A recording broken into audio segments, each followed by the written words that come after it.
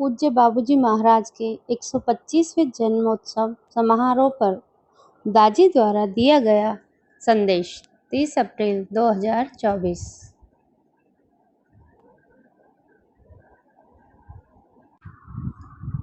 स्वार्थपरता से निस्वार्थता की ओर, कर्म से अकर्म की ओर। भगवद गीता में भगवान श्री कृष्ण ने अर्जुन से उसके सारे कर्म के फलों को निष्ठा और भक्ति के साथ ईश्वर को समर्पित करने को कहा था। यदि हम उनकी सलाह को मानते हैं तो यह आशय निस्वार्थ कर्म की ओर ले जाता है और जिन बातों को हम सोचते हैं, कहते हैं या करते हैं, उनसे जुड़े अहम भाव को हटाने की ओर ले जाता है। इसका परिणाम कर्म में कौशल है, लेकिन निस्वार्थ कर्म से भी अधिक जीवन परिवर्तनकारी यह तथ्य है कि हमारे सभी कार्यों से प्रेम की सुगंध आने लगती है। तब कर्म अकर्म बन जाता है। कर्म का हर तत्व भक्ति से ओतप्रोत होता है। यह भक्ति हमारे शरीर के हर एक अणु से प्रवाहित होती है। उदाहरण के लिए हम सभी को मालूम है कि एक इंसान जो बाध्य होकर भोजन बनाता है और माँ के हाथों से प्रेम पूर्वक बने भोजन में क्या अंतर होता है। प्रेम ही यह अंतर लाता है। सच्चे समर्पण में हर छोटा काम प्रेम के साथ किया जाता है। वास्तव में असली समर्पण में हम प्रेम के भी परे चले जाते हैं। गुरु के प्रति समर्पण तो बस शुरुआत है। ईसा मसीह ने कहा, मुझसे होकर जाए बिना कोई भी मेरे पिता तक नहीं पहुंच सकता। श्री कृष्ण ने कहा, मेरी शरण में आ जाओ, मैं तुम्हें कहाँ ले जाऊंगा, वहां ले जाऊंगा। बौद्ध धर्म में कहते हैं, बुद्धम शरणम गच्छामि, यानी मैं भगवान बुद्ध की शरण में जाता हूँ।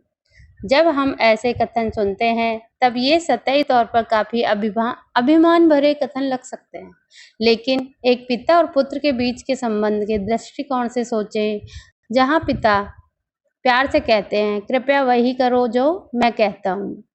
यही कथन माँ के लिए भी सही है। इसका इरादा प्रेम और सरलता के साथ संतान की भलाई करना है। जब ईसा मसीह की सरलता उनके अनुयायियों की सरलता से मेल खाती है, तभी चमत्कार होता है। इसके बजाय जब प्रतिक्रिया यह होती है, मुझे समर्पण क्यों करना चाहिए, मुझे उनके माध्यम से ही क्यों जाना चाहिए, तब ऐसा नहीं होगा। उन्हें समर्पण क्यों करना चाहिए? क्योंकि प्रेम का अर्थ है समर्पण। हार के रूप में मैं नहीं, बल्कि विकासात्मक भाव में व्यक्तिगत अहंकार के परे जाना, ताकि हमारी पहचान में मैं से हटकर आप ईश्वर में विलीन हो जाएं। लालाजी महाराज ने इसे तल्लीनता के पहले चरण के रूप में बताया है। फना, जिसे वे स्वयं के बारे में पूरी तरह से अनजान होने और कर्मेंद्रियों से ध्यान को हटाने के रूप में वर्णित करते हैं। इस तरह से ध्यान हटाना मृत्यु की दशा के बराबर है। इस अवस्था और मृत्यु के बीच का अंतर यह है कि मृत्यु में कुछ भी नहीं होता, यानी मृत के सामने किसी की भी उपस्थिति नहीं होती, लेकिन फना परम उपस्थिति की अवस्था है। इसका मतलब यह है कि अनभिज्ञता की एक ऐसी अवस्था होती है कि साधक पूरी तरह उस परम में अपने लक्ष्य में तल्लीन हो जाता है और बाकी लोगों के लिए वह एक मृत व्यक्ति के समान बन जाता है। यही परम उपस्थिति की अवस्था है। बाबूजी ने एक खत में लिखा था, एक अभ्यासी बहन ने गौर करके यह बताया कि वह मालिक के प्रति न तो श्रद्धा महसूस करती है, न ही प्रेम। जैसे जैसे कोई लय अवस्था की इस दशा में डूबने लगता है, तब वह इस दशा को अधिक अधिक महसूस करता है। अंत में तो यह जो है सो है रह जाता है। वह फना ए फना, मृत्यु की आध्यात्मिक दशा के परे जा चुकी है और वह बका, ईश्वर में चिरस्थायी अस्तित्व की दशा में है। बका की इस दशा को भी लय होना चाहिए और यह सिलसिला आगे भी जारी रहता है। इसलिए शरणागति थोड़ा थोड़ा करके विदित होने वाली एक सतत प्रक्रिया है और गुरु के प्रति समर्पण करना बस इसकी शुरुआत। जागरूकता, समर्पण का महत्व तभी होता है जब वह विशुद्ध जागरूकता के साथ होता है, जबकि अनभिज्ञता के साथ किया गया समर्पण किसी बेहोश मरीज को आईवी के इंजेक्शन से प्रसाद जैसा है। यहाँ हिंदुस्तानी फारसी सूफी अमीर खुसरो 1253 से 1325 का एक सुंदर शेर है। खुसरो दरिया प्रेम का, बाकी उल्टी धार, जो उबरा सो डूब गया, जो डूबा सो पार। हे खुसरो, प्रेम के सागर का स्वभाव उल्टा होता है।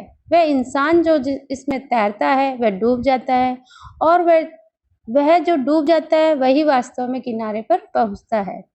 एक अन्य दोहा कबीर साहब का है, जब मैं था तब हरी नहीं, जब मैं था तब हरी नहीं, अब हरी है मैं नहीं।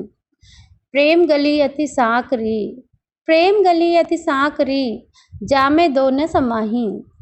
जब मैं अपने आप को देखता हूँ तब ईश्वर नहीं होता, अब मैं ईश्वर को देख रहा हूँ तो मैं नहीं हूँ। प्रेम की गली बहुत ही संकरी है, जिसमें दो लोग एक साथ नहीं रह सकते। वे दोनों ही इस सच्चाई को बयान करते हैं कि पूर्ण रूप से की गई शरणागति में हृदय और मन दोनों का पूरी तरह से कोई अस्तित्व नहीं रहता, फिर भी जागरूकता बनी रहती है, क्योंकि आत्मा हमारी साक्षी है। ब्रह्मा के सागर में आत्मा विलीन हो जाती है, तब भी सार्वभौमिक चेतना में जागरूकता बनी रहती है। समर्पण और स्वतंत्र इच्छा शक्ति का विरोधाभास। अपने शुरुआती बिंदु पर वापस आते हैं। समर्पण हम में से ज्यादातर लोगों में भय और प्रतिरोध पैदा करता है। यह एक तरह से परीक्षा के लिए तैयार न होने जैसा है। हम स्वाभाविक रूप से डर विकसित कर लेते हैं। जीवन की परीक्षा में जब हमने सब कुछ अच्छी तरह से किया है तो फिर डरने की क्या जरूरत है। स्वीकार्यता और समर्पण का भाव स्वाभाविक रूप से पैदा हो जाएगा।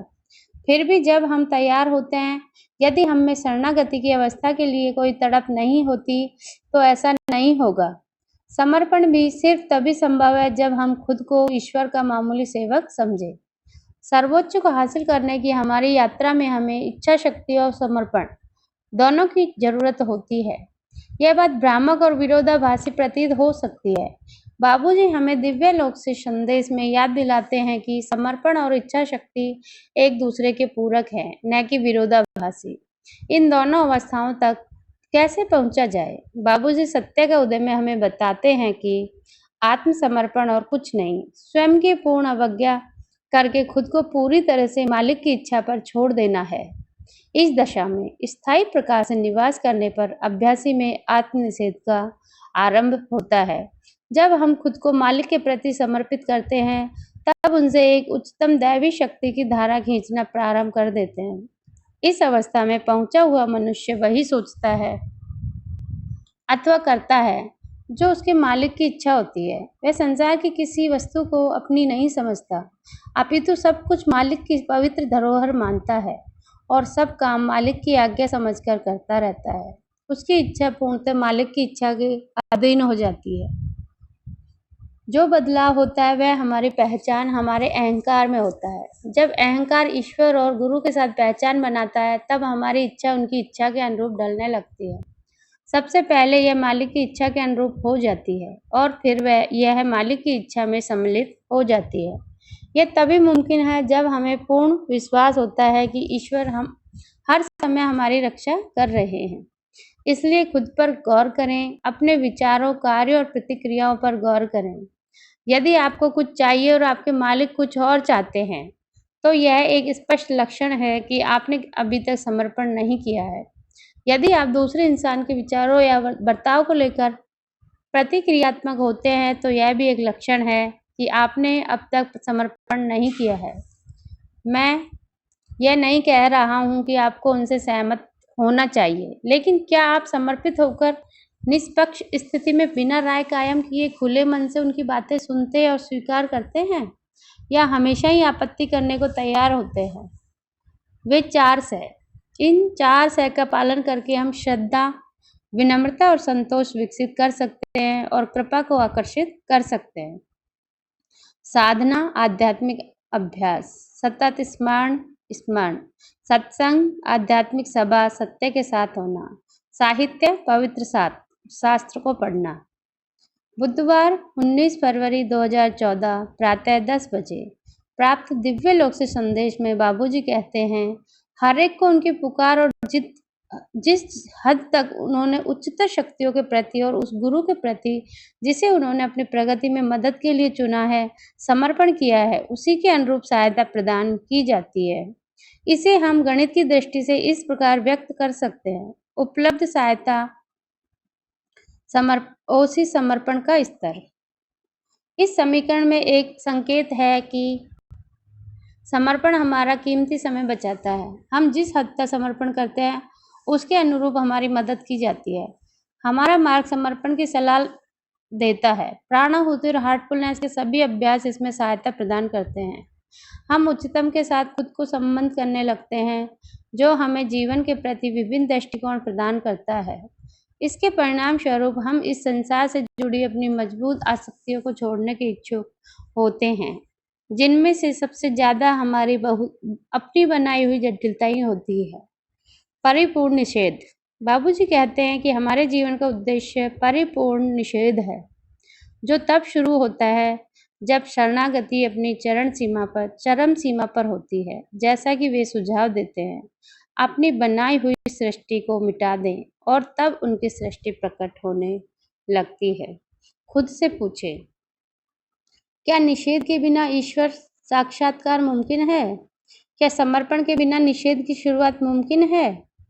क्या स्वीकार्यता के बिना समर्पण मुमकिन है? क्या प्रेम के बिना स्वीकार्यता मुमकिन है? क्या दो इंसानों के बीच आत्मीयता के बिना प्रेम मुमकिन है? क्या आपसी गहन प्रेम के बिना आत्मीयता मुमकिन है? क्या बिना अनुभव के गहन प्रेम मुमकिन है? क्या अभ्यास के बिना अनुभव मुमकिन है? इन सभी सवालों के जवाब निश्चित रूप से नहीं ही है। तो देखिए, यह सब अभ्यास से शुरू होता है। हार्टफुलनेस के सरल तरीके जैसे प्राणाहुति के साथ ध्यान, सफाई और प्रार्थना से हमारी यात्रा के हर चरण पर यही तरीके हमें आगे बढ़ाते जाते हैं।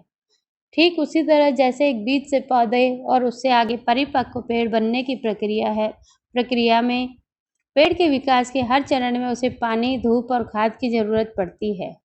प्रेम और आदर सहित कमलेश।